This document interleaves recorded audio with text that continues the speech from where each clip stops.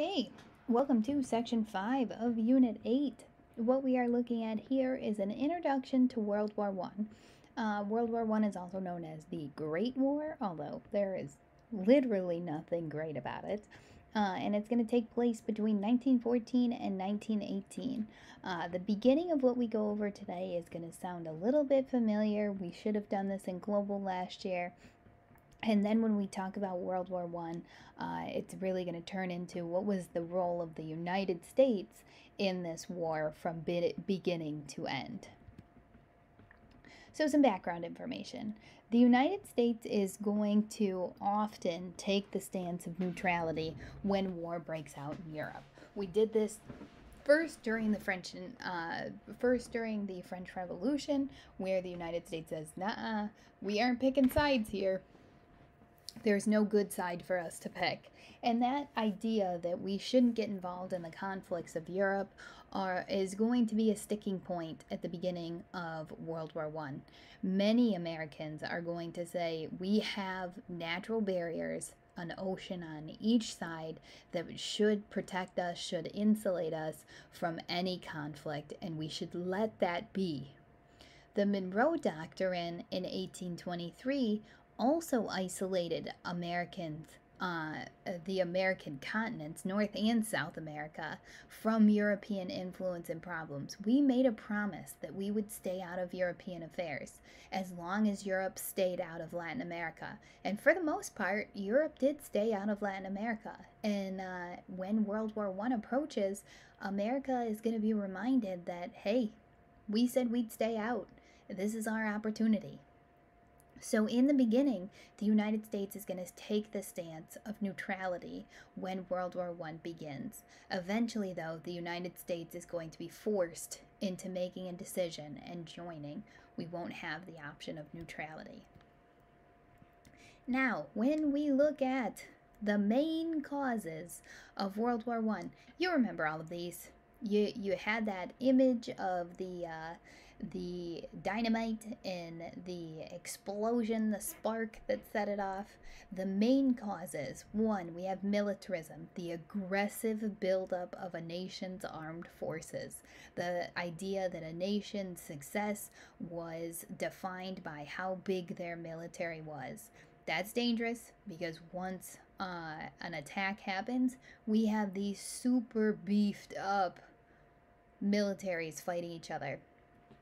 Alliances, more so secret alliances. Nations in Europe had formed partnerships to help protect and defend themselves. We had the Triple Alliance or the Triple Entente, and these forces, these alliances are what magnify the conflict that should have been kept rather small. We also have the assassination of the Austrian Archduke Franz Ferdinand by a Serbian nationalist. That is going to be the spark that blows up the powder keg of these causes. Imperialism, where we had those stronger nations taking over weaker nations. This really leads to the assassination of the Austrian Archduke Franz Ferdinand. That idea of a group of people being suppressed by a stronger nation is going to push for that assassination, and it's going to push the competition between other countries coming into World War I, because they had all been competing for the same land. There's only so much of it. So that competition fuels the war as well. We also have nationalism. Everybody believes that their nation is the best. Everybody wants to prove that their nation is the best. Pride in one's country. Nobody wants to lose, which means everybody's going to fight just as hard to win. When the fighting begins in Europe, the United States is going to be kind of in an awkward position. Alliances are going to change what could have been a very small battle between Serbia and Austria into a global war. We have the Central Powers, which are right in the center. Austria, the friend of Germany and the Ottoman Empire, against the Allied powers, Britain, France, Russia, Serbia. Okay? Once Serbia attacks Austria, Germany comes in. Then we're going to have Russia come in. Then we're going to have Britain come in. Then we're going to have France come in. And now we've got all of Europe, and we are all fighting. When this fighting breaks out, the United States has to choose which side they want to be on. And this is difficult. While we can look back at history now and say, well, duh, of course we sided with the Allies. At the time, the United States is a nation of immigrants. Many of those immigrants came from these nations that are fighting, and they're not so far from being removed from that time that they don't have a tie to that nation. They still have that pride in their home country, and they want to support their parent lands and the accompanying alliance that that parent land is a part of. And it makes it really difficult for the United States to choose a side because we want to have a united front. We want to all together pick a side. And it's difficult because we have people in this country that are from Central Powers and from the Allied powers. So it's not just an easy decision for us in the very beginning. What is also unique about World War I is the technology that was a part of this war.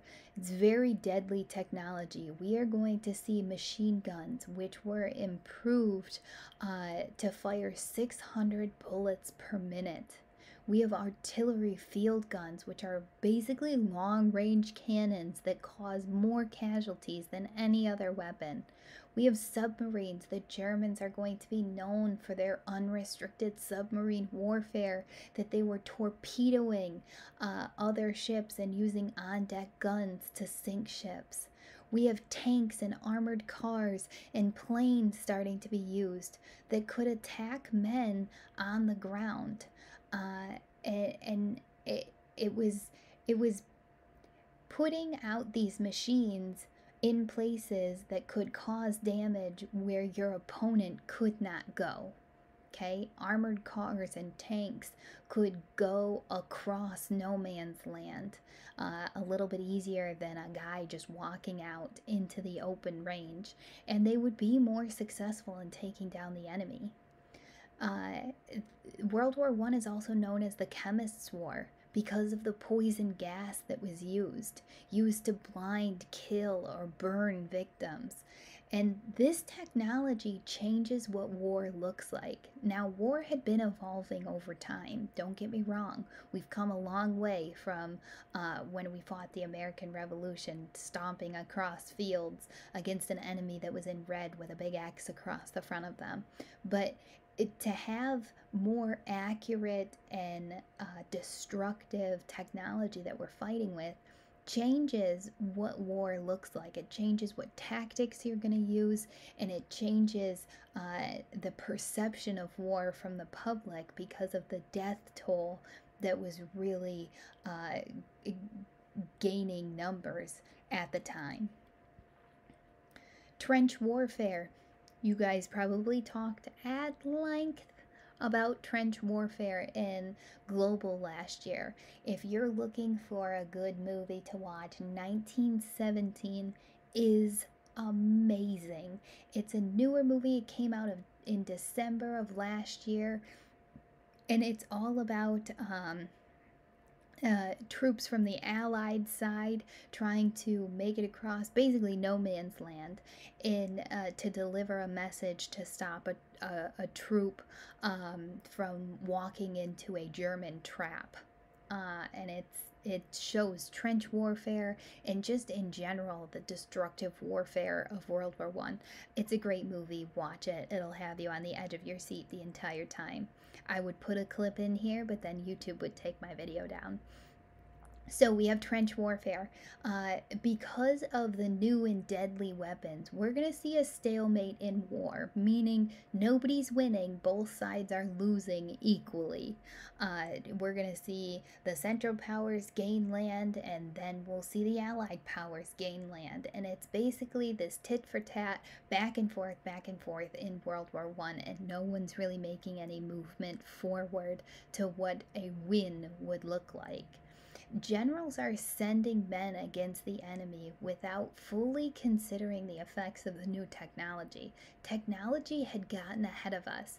We didn't really understand how many lives would be lost if we fought with the technology that we had.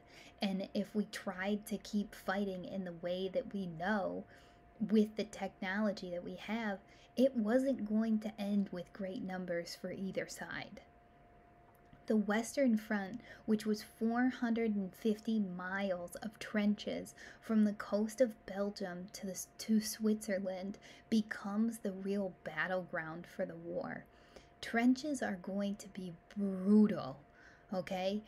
The intricate network of trenches on either side becomes the home of many of the men fighting in this war, and it also became the final resting place of many soldiers.